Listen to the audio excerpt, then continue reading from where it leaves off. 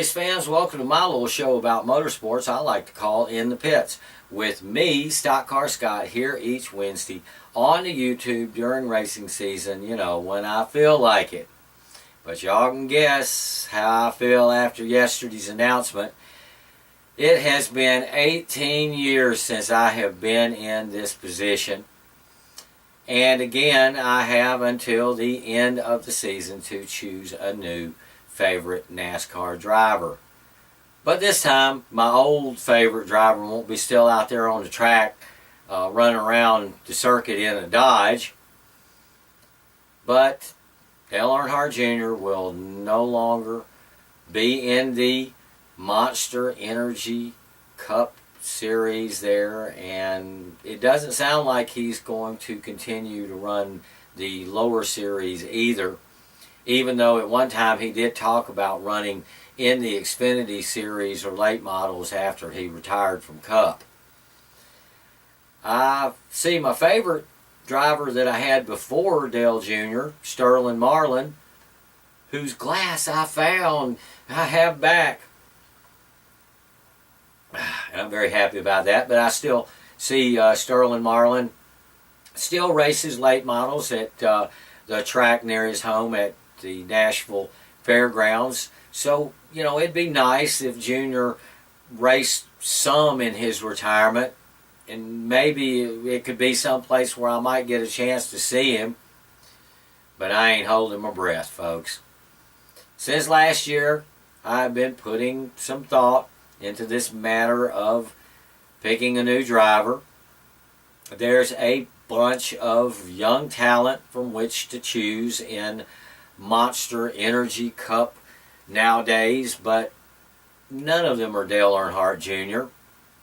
And I know everyone will have their suggestions, but this is a decision that I am just going to have to make myself.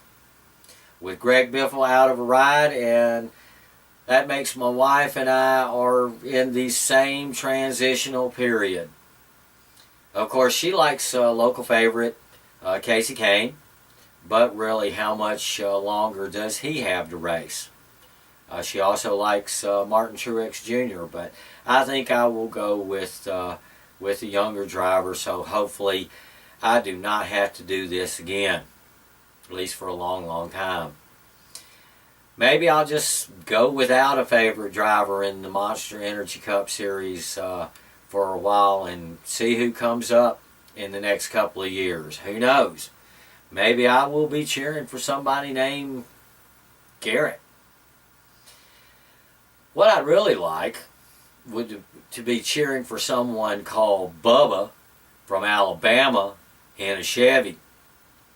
But that doesn't look like it's going to be a happening thing anytime. So, let's get on with this week's show.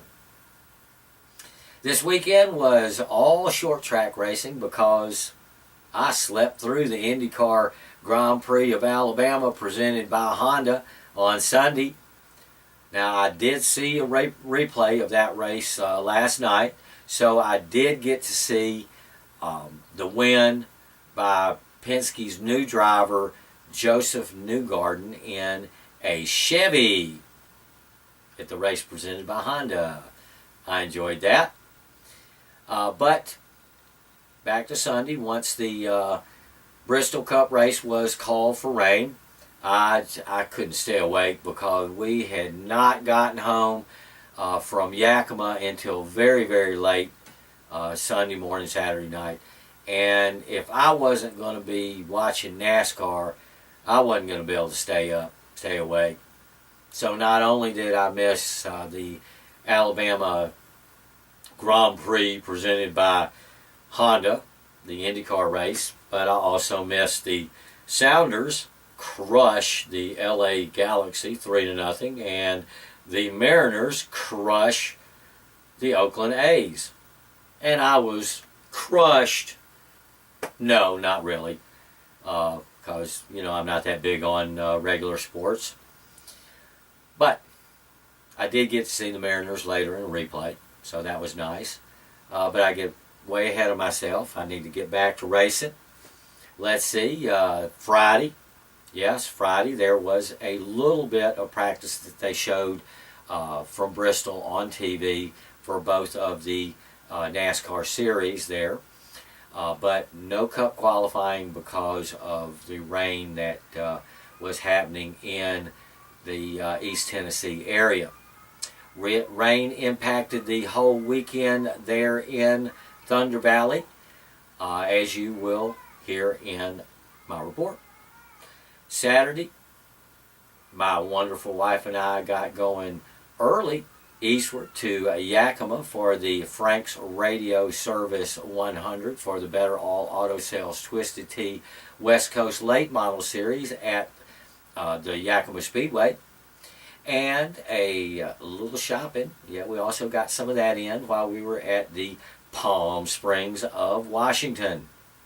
After checking in at the track, we headed into town to Morton's Antiques there on West Yakima Avenue, a couple of blocks from the railroad track.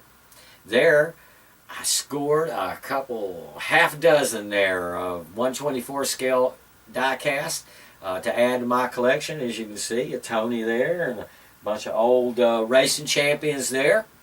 And my wife got some artwork to hang in the newly remodeled kitchen. After adding a little more to the Yakima economy there at Target, we headed to the track for an evening of stock car racing.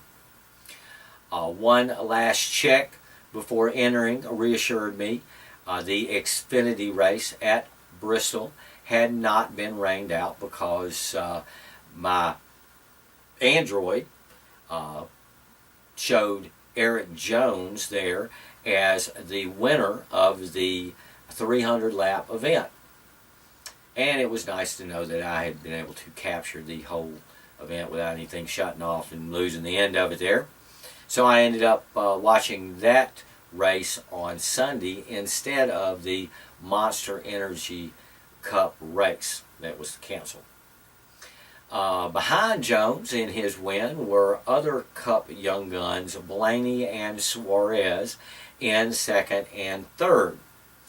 Daniel Hemrick in a RCR number 21 finished fifth, and because he is an Xfinity regular, he won a cool $100,000 from Xfinity by meeting up all the requirements of a promotion there. And Dale Earnhardt Jr.'s veteran driver Elliott Sadler finished fourth and continues to lead the Xfinity drivers' standings going into their next race at Richmond this coming Saturday on Fox Sports 1.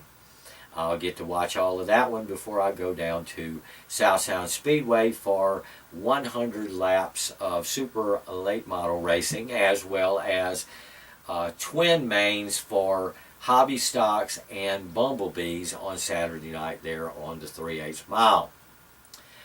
The same night, Evergreen is having 90 minutes of fear. Fear being figure 8 auto racing with 3 divisions of the intersectional racers.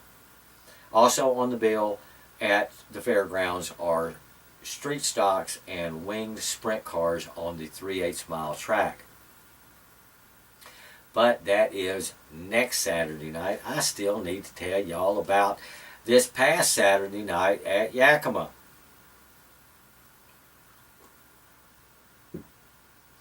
There were 4 divisions of racing and trophy dashes scheduled for that evening. After qualifying and trophy dashes were over, the main started with Bump to Pass, which was won by the number 13 of Chuck Shkamerska and his Mustang. I know I probably murdered that last name. Then their Hornets ran next with the number 31 of Max Cook winning that main. Their Super Stocks ran just before the West Coast late models Frank's Radio Service 100 with defending champ of the Superstocks number 14, Mike Hill, taking that one in a spirited battle. And that one I watched from the pits there in Yakima Speedway, but I didn't get any video of it, sorry. I had some things to attend to there in the pits and couldn't really find a good place to stand and do any work with the camera. So I was back out to the grandstands for the feature event of the Better All Auto Sales Twisted Tea West Coast Late Model Series, the Frank's Radio Service 100. They had a 15 car field for their second event of the season, which is still more cars than the super late models had at this month's 51st Apple Cup. The first third of the race ran caution-free, but then drivers started having problems staying on the historic Northwest half mile. I think every driver in the field spent a little time in the spin cycle. So once the dust cleared, literally, Rich Peters, who was involved in the very first caution, came back to win his first West Coast Late Model Series feature of the season. Veteran Yakima racer Brad Tedrick battled to second place, and 2015 West Coast Late Model champion Buck Knoll Jr. was third after a late race black flag sent him to the back. Mid-Columbia Dermatology rookie of the race, Garrett Huffhines, started on the front row and finished in fourth, with series mainstay Todd Connell rounding out the top five. Way to go, Todd, there.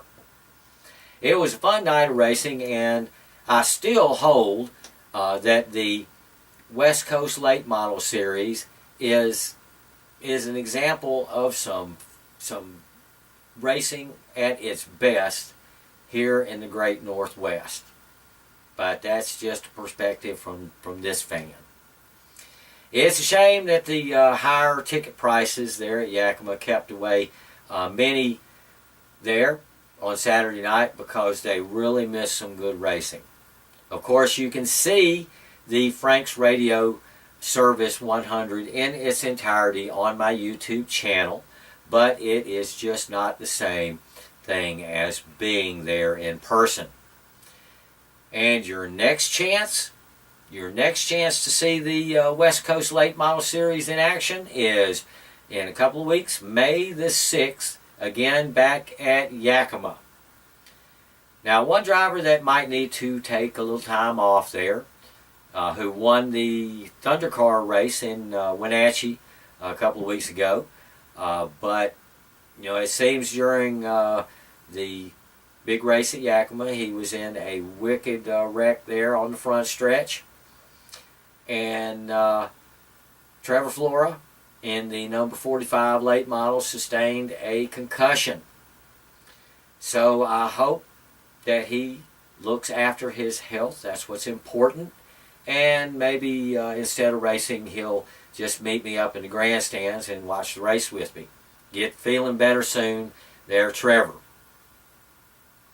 My next local racing, however, will probably be the 100-lap Super Late Model feature, like I said, at South Speedway that they're hosting on Saturday. I am looking forward to my first trip there this season for their great chili cheese fries and some great racing. As I mentioned last week, Molly Helmuth will be racing there this Saturday. Unfortunately, rain won at South Sound Speedway last weekend, so there was no results to report this week.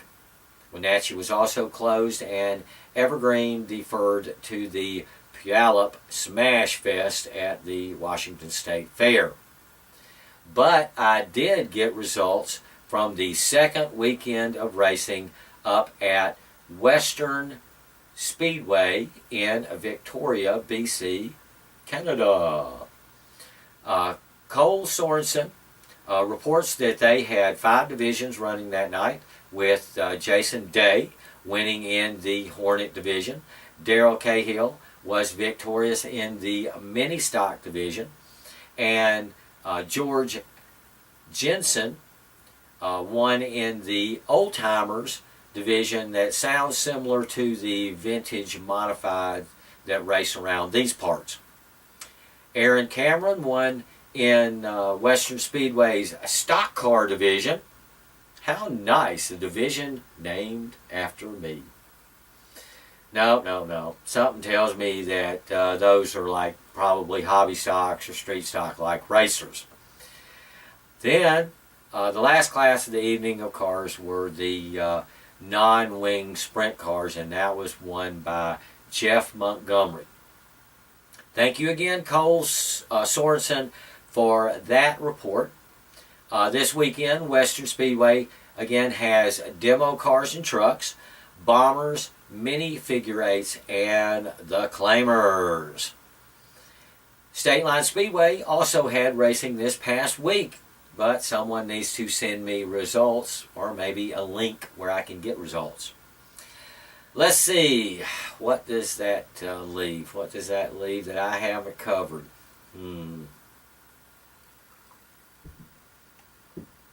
It's Bristol, baby. Yeah. It rained all day Sunday. So NASCAR let us off the hook early, and then they had a really good race on Monday. Jimmy Johnson won his 82nd Cup race, and Kyle Larson and Martin Truex Jr. both won stages during the race.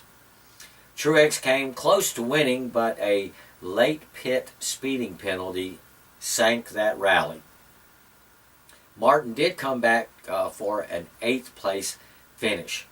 My oldest brother's favorite, Chase Elliott, finished just ahead of Truex in 7th, while my younger brother's Harvick was happy in 3rd place. Local favorite Casey Kane finished a lap down in 20th, and my favorite, who I don't know if you heard or not, is retiring at the end of the season.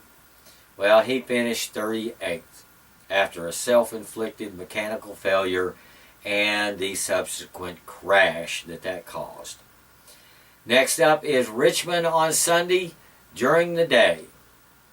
Dale Earnhardt Jr. has won there before in Cup and Xfinity, so there is hope. Also this Sunday is the ARCA race at Salem, Indiana, that I can't see because I don't have MAV TV. But I think Sean should attend. Are you going to go, Sean? I surely hope so. For our open wheel fans, there are 2 big races coming up this coming weekend. Saturday night, the IndyCar Series will be having a race there at Phoenix International Raceway under the lights. And Formula One's next Grand Prix is in Russia, and that will be on early Sunday morning, like 4:35 o'clock. Both are being shown on NBCSN if you can't happen to get down to Phoenix or over to Sochi. Well, I guess this week's show will be a little bit short. One reason I had to do a whole script rewrite with the big news. The other thing is I'm a little stunned over the news. And people will ask, well, didn't you see it coming? Yes I did. And when I was a kid and one of my brothers threw a big rock at me, I saw it coming, but I was still stunned when it landed on my head. So I guess I will be here again next week for more race talk. Hopefully Dale Jr. will win this weekend at Richmond, or maybe next weekend at Talladega, and show everyone he's going out still having a little game. Hope springs eternal. And hopefully next time you see me, all the races will have been won by all of my favorite drivers. But No one can guarantee something like that. And that is why we watch racing and love it so much. So, go watch, don't spill it. Go watch some racing this weekend. Go have some fun. Then check back with me here on my little show about motorsports I like to call In the Pits with me, StockCar Scott, on the YouTube each Wednesday during racing season. Same StockCar time, same StockCar channel. You know, when I feel like it. Clean up my mess. Now, go see some racing. What kind? Any kind of motorsports, because all races matter.